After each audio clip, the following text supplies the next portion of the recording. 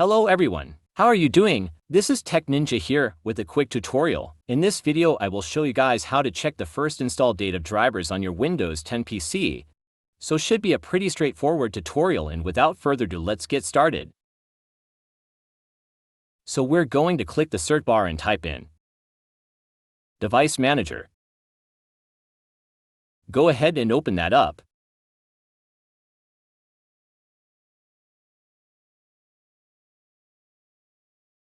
Now click whatever selection you want to determine the driver for.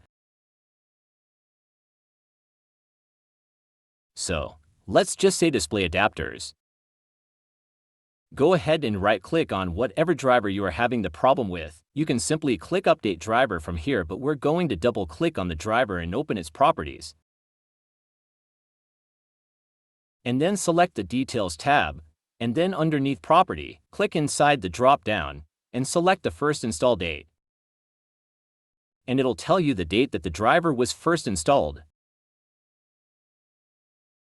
Now if you decide to update the driver, you can go to the Driver tab and select Update Driver, and select Search automatically for updated driver software.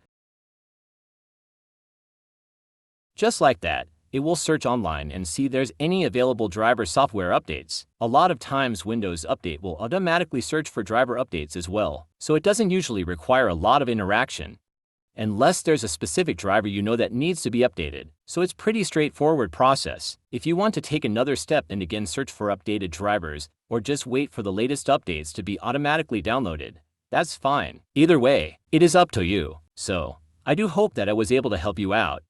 And I do look forward to catching you all in the next tutorial. If this video was helpful, be sure to give it a thumbs up because your support means the world to me. And if you want to see more tech tips and tutorials, please consider subscribing to my channel and hitting the notification bell so you don't miss any future videos. Until then, goodbye.